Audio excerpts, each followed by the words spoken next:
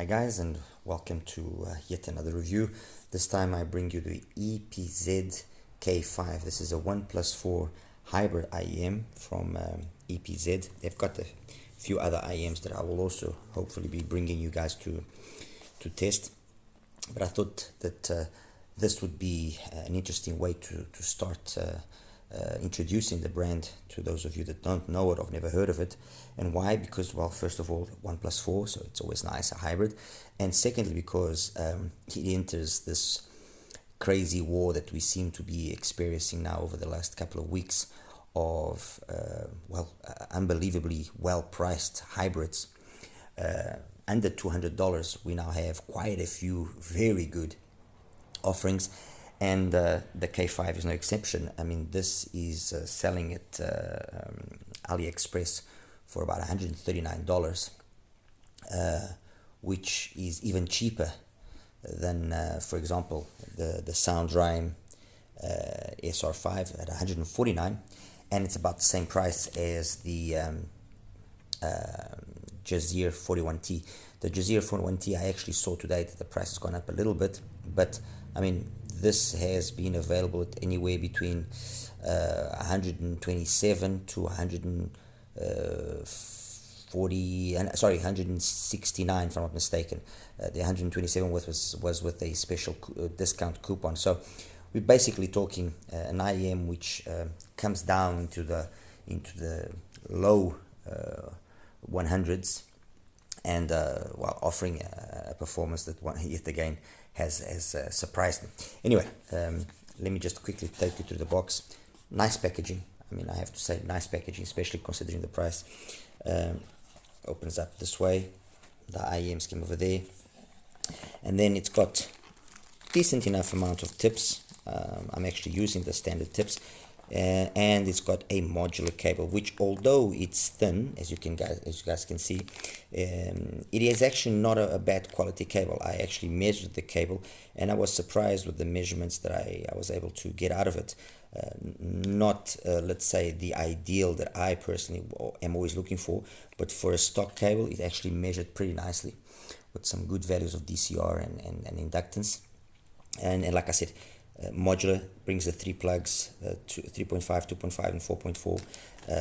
So I mean, in my books, that's pretty good value for money. $139, you get a modular cable, you get a decent amount of tips, and now you'll still see the rest it brings, which we're not finished. That's a pretty good solid way to start. It then brings also a really nice case. We've seen this before, but very nice, with the EPZ logo embossed on it. Nice inside, everything. I mean, really decent. And then the IEMs themselves. I chose the green because I think they just look absolutely amazing in green. And one of the reasons why I think they've been able to offer us this product at this price is that they've been smart in finding ways to reduce the building costs. By the way, this is an XINHS cable that I'm using here. One of my favorite cables that they make. This goes for about $60 roughly. As I was saying, the IEMs, very small. I mean, tiny for 1+4. Uses a 8mm composite LCP dynamic driver, which you can just see over there. And then it uses a set of 29689 for the mids and some custom for the highs. The thing about this which makes it stand out is it's a 3D printed shell. Everything done within very tight tolerances, and you can see how everything has been so well done inside. I mean, absolutely a work of art considering the price that we're talking about. It's got a wood faceplate, and the overall finish is just top notch. I mean, this is really nice. It fits beautifully in my ears. It's got a really nice long nozzle stem, which I personally like, which then allows me to have a nice deep insertion and do away with any unwanted resonances. Venting hole, really nicely finished, as you can see. I mean, it looks the business. It looks really nice. It fits nicely, isolates well. When it, with regards to presentation, for me, it's a solid 9 out of 10. There's really nothing that I can falter. Honestly, really nothing. I mean, just this combination of the actual green shell with the stabilized wood faceplate, it just looks so good. It really looks good. Anyway, 2-pin connector, as I said, I'm using XINHS cable, 4.4mm termination. And well, let me just first of all just introduce you to the rest of the let's say the contenders. I made it a point to make sure that the IEMs that were here are obviously the ones that are that have been in all the rage. It started with the JUZEAR 41T, also a 1+4 using some Sonian BAs and a 10mm driver. I mean, and again, exquisite build quality, full resin shell. I mean, this thing just looks the part, honestly, the part. This is, I mean, this level of construction is something that you would have paid a good solid $300 just a few years ago. So, you know, the fact that they are offering this doesn't stand behind, in terms of construction, doesn't stand behind, for example, Moondrop in S8. It doesn't. It stands head to head with that IEM, and that we're talking over $600.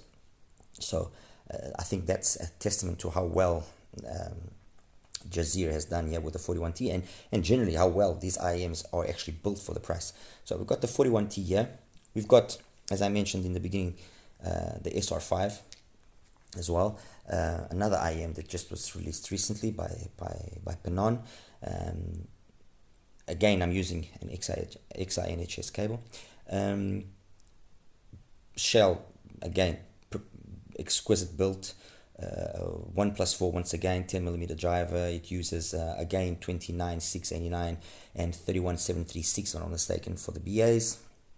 And really nothing much I can say in terms of how it fits. It's actually one of the bigger ones. If I actually have to compare, if you can see, it's actually, the SR5 is actually substantially bigger than the 41T, and also way bigger than the K5. But by no means does that mean that it's uncomfortable to use or anything of the sort. No, it's not. Okay, so that's the SR5 there. And then finally on this corner here on the far right, we've got the AudioSense, the AQ4, which is the only 1+3 here, so it's missing a BA, let's put it that way, with respect to the others. But I decided to put it here because it's priced at $179, and occasionally when AudioSense runs their crazy deals, you can get this as low as $110. And I thought that it actually would make sense, instead of just taking out now the more popular, let's put it, hybrids, you know, the Full Performer 5 and High Senior Mega 5P and so on and so forth. I thought it actually would make sense to just compare the K5 to the two latest offerings, which are really priced, you know, unbelievably well, and bring back a Goldie from this is from back in 2021, if I'm not mistaken, and it's an IEM that I really like. I mean, I really enjoyed the AQ4 when it first came out, and I still enjoy it today. It's an IEM that I still have no problems in recommending it, and because it has got a very well executed sound signature. Okay, let's talk about what you want to know, which is what is the sound of the K5 and what is it like. The sound of the K5, I would say, is a warm, bright signature. You could almost say it's borderline V-shaped, but when I actually show you the graph, you will see that although it graphs in the way that it doesn't sound as bright as, for example, an SR5 sounds. By comparison, the SR5 graphs tamer, okay, but it actually sounds brighter than the K5. So I would say yes, the emphasis here has been on the mids, well executed, very clean, very detailed mids, with a good amount of extension both in the low end and in the treble. The low end, there's a slight emphasis on the mid bass, with not so much sub bass as, for example, the 41T, but I mean the differences here are minimal. The same thing applies with, you know, in terms of the sub bass to the AQ4.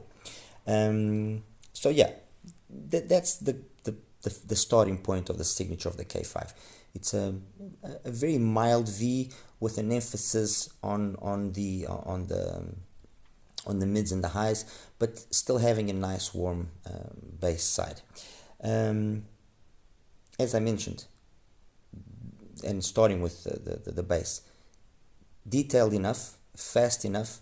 Very few times did I actually notice that it wasn't a capable driver in the sense of it didn't have or it required more size. Okay, and the few times that I noticed that was with songs which were very bass heavy, so using or listening to some really heavy EDM stuff that was focusing on the lowest of the the bass frequencies. There I could sense that it kind of ran into a little bit of not trouble, but a little bit of out of steam.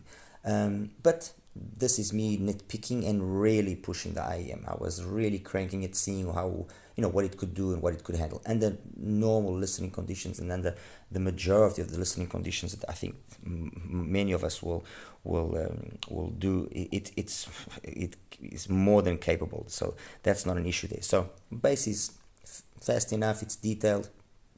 It's got decent enough texture. Only, like I mentioned, does it occasionally seem like it's running a bit out of steam, but this is when I was really pushing it. Mids, very clean, very nice. I mean, the mids are, there's an emphasis, like I said, on it being a little bit more brighter than perhaps I personally like. I prefer a mid presentation which is more along the lines of like what the 41T is or the AQ4. That's my personal preference. So this is definitely a little bit more brighter than that, but it's well executed. And it's well executed why? Because you don't notice that BA typical timbre, that metallicness of the BAs. That, for example, the SR5, you do notice it if you are using the silicone tips, and that's the reason why I use the foams. I use the foams to precisely tame that somewhat metallicness of the BA timbre that occasionally comes up in one or two songs. That was something that what was basically the only real complaint, relatively speaking, that I had about the SR5. So clean mids, detailed enough. Tonality of the mids for the most part is correct. Only with very, very few songs again that I noticed that maybe the cymbal strikes were just a little bit out of reality, and also some guitar also sounded a little bit, let's say, unrealistic. But look, guys, this is me really kind of trying to falter and find things to point at it, because it wasn't something that you would pick up on easily. I picked up on it because these are songs that I usually listen to quite often, so I know them well, and I've got my preferences on which IEMs or what IEMs I like listening to them better than others. And so it's not something that you will pick up on if you're in the middle of the subway or catching your a bus home or something like that. No, forget it. You won't. I mean, All Would Envy from Chris Botti, that's one of the songs that I sensed a little bit of coloredness here that made the tonality sound a little bit out of whack. But please, treble, nicely executed. It's got good extension. No real harshness, nothing in terms of sibilance or anything of the sort. Only, again, occasionally there would be songs where you would notice that timbre, that BA timbre, and I think that's one of the characteristics. That's really the main fault. Again, please take that with a grain of salt. That I would point towards the SR5 and the K5 is the fact that when you are tuning, you have to find this balance between a BA bringing you that extra detail, that extra resolution that a single DD usually cannot do. You have to balance between that and then it sounding unrealistic and it bringing out its lesser positive characteristics, which is that metallicness that some of us just don't appreciate. And finding that balance is a complicated thing. Both of these IEMs, the K5 and the SR5, because of the fact that they are relatively easy to drive. I mean, you can connect this to your phone or with a small dongle, and they will play nicely. Because they are relatively easy to drive, they don't require tons of power to really you get some true volume out of them. That's good when you're listening to relatively low volumes, because you got this fake sense of grandness, let's put it that way. But then when you give it power and you really start pushing the volume, things cannot scale as perhaps would be the ideal. And definitely in that aspect, the SR5 is in my opinion, IM that will scale well, but up to a certain limit. Okay, so it reaches its limits very quickly, or rather quicker than the other three here, for example. And this is not a criticism to the SR5 by no means. This is just the way that they've wanted to tune the SR5 is in that way. So, you know, they wanted it to sound very full, very grand, very at low volume with low power. But when you give it some power, there are benefits that comes with that. You know, you will have better dynamics and so on and so forth. But it can also showcase then the limitations that said IEM has. Over here, there's a little bit of that as well, in the sense that yes, it is a relatively easy IEM to power. It doesn't require a ton of push behind it to get it to reasonable volume levels. But contrary to the SR5, it does scale better, and I think it's down to the fact that they have maybe just brought it down just ever so slightly. They just kind of relaxed that balance that I was talking about earlier. Okay, about being detailed and being musical. Okay,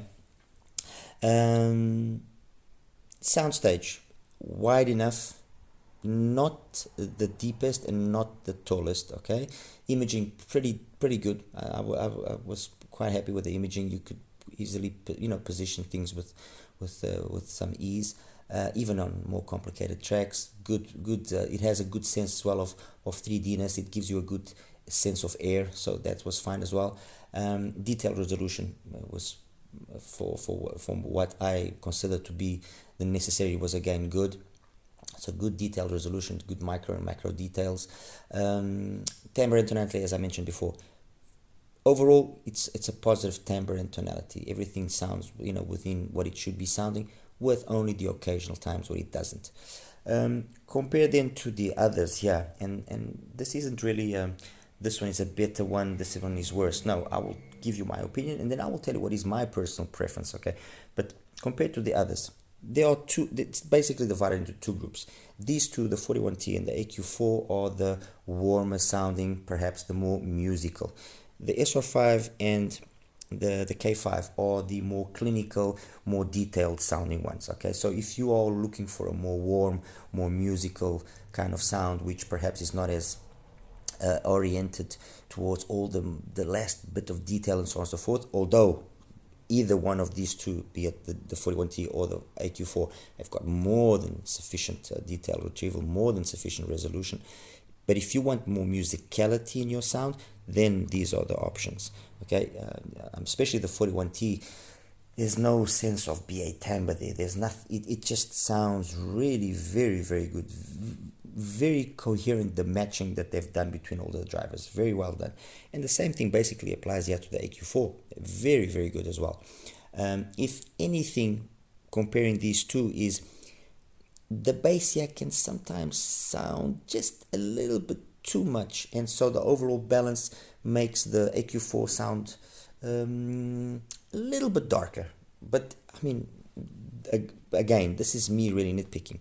On the contrary, these two are all about being very detailed, very capable of going and fetching the last bit of little twinkles and sparkles and so on and so forth. Playing at lower volume, both of them are very, very grand, very,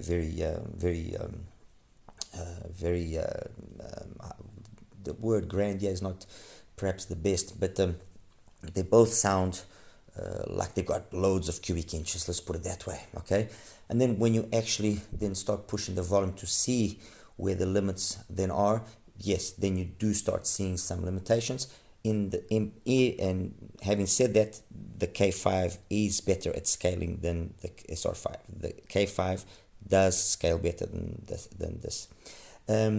Actually, I forgot to mention that with regards to the scaling in terms of these two, the 41T and the AQ4, the 41T does scale better than the AQ4. The AQ4 does run out of steam faster. It is an IM which is, of the two, actually the easier one to drive. The 41T is an IM that at low volume it sounds very plain, doesn't really sound like anything special, but once you really give it some volume and you give it some power, this thing comes alive. It's a characteristic which kind of is the P1 Max, for example, from Tin HiFi. That's one of those other earphones that at low volume it sounds okay, nothing, but then when you give it some power, if you really give it a good amount of power, the P1 Max comes alive in an unbelievable way. It's one of the better planars, in my opinion, one of my favorite planars. So yeah, as I was saying, two more musical, actually let me just do this like it's better. Okay, so two more musical sounding IEMs, okay, the 41T and the AQ4, two more clinical sounding IEMs. So they are directed to different crowds of people. In terms of versatility in playing all genres of music, I would probably say that the two most versatile ones, the 41 and the K5. I think these two are the more versatile ones. These two, it's not that they're not versatile, but this, as I said, this can, with certain genres, especially ones that are more requiring a little bit of bass, can sound a little bit thin, because that's the other little minor detail that the SR5 does have, is that it can sound occasionally a little bit thin. This one never sounds thin because it's got more than ample bass, but that ample amount of bass that it has can make it sound perhaps sometimes just a little bit darker. Okay, so anyway, it is what it is. This is basically it. So yeah, guys, I mean, what can I say about the K5? I don't think this is going to be the last of these crazily priced IEMs that we are seeing now in the last couple of weeks. I mean, it's quite it's quite difficult actually, because here I was basically 2 weeks ago praising the 41T and saying the 41T was the business and so on and so forth, and it is. And then a few days later, I was confronted with the SR5, and yes, the SR5 is good and it's very capable as well. Personally, I don't feel that it is as capable as the 41T, but that's my personal opinion, because of the musical genre my preferred musical genre that I like listening to. And now here I am, yet again, K5. I mean, I honestly, I knew that EPZ makes decent IEMs, but I wasn't expecting it to be as good as it's manifested itself to be. That's it, guys. I think I've explained it pretty well. Do I wreck the K5? Yes, if you're looking for a more detailed, more brighter sounding IEM, definitely. I mean, for the price that it's got, $139. I mean, it's not like, yes, fair enough, $139 is a lot of money for a lot of people, but the prices and the performance that any one of these four, okay, but especially these three here offer,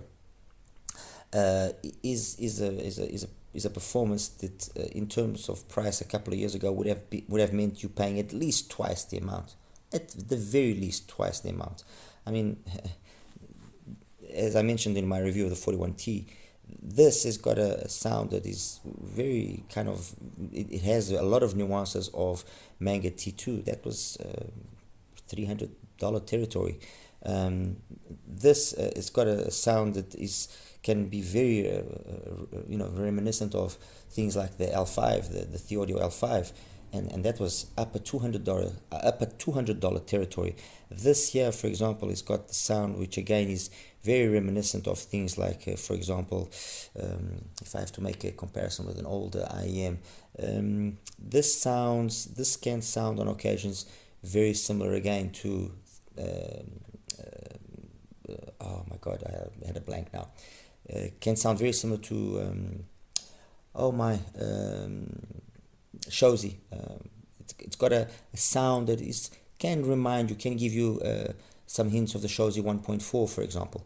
And that was just over $200, if I'm mistaken, and this is about half the price of that. So it's actually amazing. It really is, and the fact that a lot of these companies now are using in their build methods which optimize their construction time is showing itself to be beneficial. I mean, 3D printing has enabled this K5 to come down in price to at least half of what it would have cost if under normal circumstances, under normal building processes, and also besides that guarantee a sense of quality, of more uniformity across the board, which is much greater than usually was the case with when more traditional building methods were used.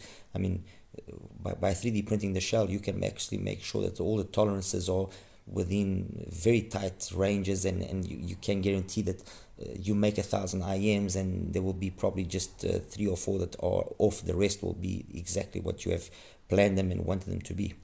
Guys, I'll show you now the graphs so you can have a quick look at what I've got here in front of you, and that's it. Alright, take care. Hi guys, and welcome then now to the graph section for the EPZ K5 review. Let me just remove here some of these graphs and leave us with the EPZ. Okay, this is the graph of the EPZ. As you can see, everything sits within a window of 71 roughly to 82. So as I mentioned, it's a kind of a V with an emphasis on the mids and the highs. Although when you then listen to it, you do not find that this area here of the upper mids and treble is as energetic as what the graph would indicate. And you do notice that the bass, although it could seem like it's lean to a certain extent over here, because I mean the bass stays within 71, so within 70 Bs roughly. You know, it's not like it's got a massive pinna gain towards the bass side, no. And then you can also see there's this slight roll off below 40 hertz. It actually has got a little bit more liveliness, fullness than what this would show. Pinna gain is nice and relaxed. No real. I mean, it's very very chilled. This peak here at 5, I honestly didn't notice it. That's then a couple of related peak there at 8. There could be something else above that, but I don't think. And then some minor extension. I mean, it's actually got a little bit. Sounds like it's got a little bit more than what the graph shows. Okay, first one that I'm going to put up there now is the audio sense. Let me just give it a bit of a. Well, no, it's actually, you can see it quite well. Audio sense, very evident that it's got way more bass than the K5. Also, the fact that it's got less energy in the whole, post 1K area is a testament to that. Very, very chilled out pinna gain. I mean, 71 to 77, 78, 70 Bs pinna gain over there. The mids, upper mids, and treble maintain themselves nice and sweet and very very plateaued. Nothing, no peaks, nothing there crazy.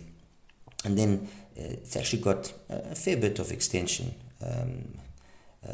showing past 10K. Although when you actually then listen to it, because of the fact that you have this nice thick bass over here, it doesn't manifest, it doesn't show as much as what you would think. I would say that the AQ4 and the K5 are probably more on par in that aspect. Okay. Next one I'm going to show you is the 41T, and the 41T, probably the flattest, the more neutral of the whole bunch. It's got a graph which is also kind of reminiscent of the HiSenior, the Mega 5P. Everything again stays within 71 to 78, so again 70 Bs roughly, give or take. The bass sounds fuller than what, sorry about that guys, the bass sounds fuller than what the graph here would indicate. And again, once more, there's not as much extension as what the graph here indicates. I actually would say that the, sorry, my apologies, I would actually say that the 41T, which is just what I have here, and the AudioSense, they have very, very similar sound. I mean, you can see by the graph, they've got a very similar sound to each other. There are occasions where the bass of the AudioSense sounds thicker, and yes, this would make sense by what you see here. And there are occasions as well where the AudioSense does sound like it's got a little bit more, twinklies and sparkles than the 41T does have. But anyway, that's just a little small remark that I want to make. And then finally here, the K5 with the SR5.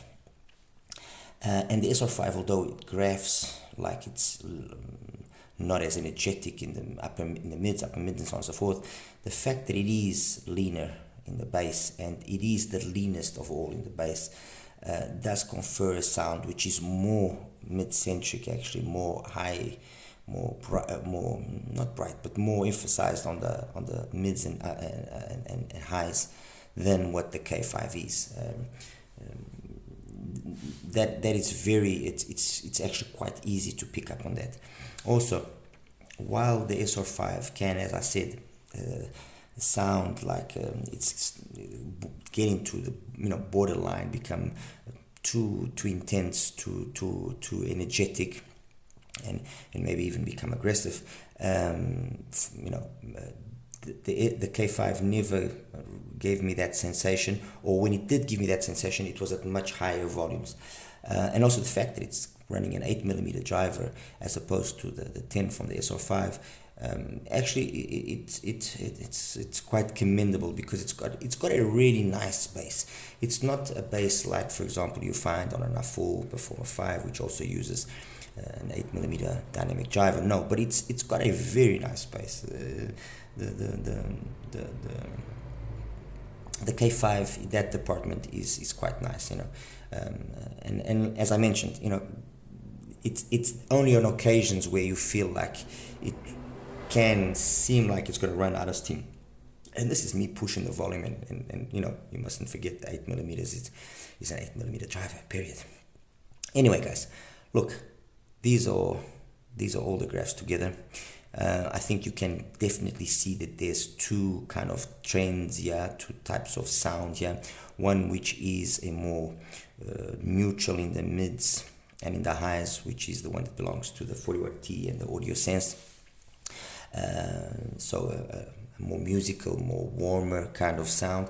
And then there's another sound here which is brighter, which is the SR5 and the K5. And where the biggest difference between the two of them really is the fact that let me actually just take this out. The biggest difference here between these two is that the SR5 is leaner in the bass than what the K5 is. Okay, that's it, guys. I mean, look, ultimately, you must decide what it is, the type of sound that you like the most, and then choose. I think these are four very, very solid offerings.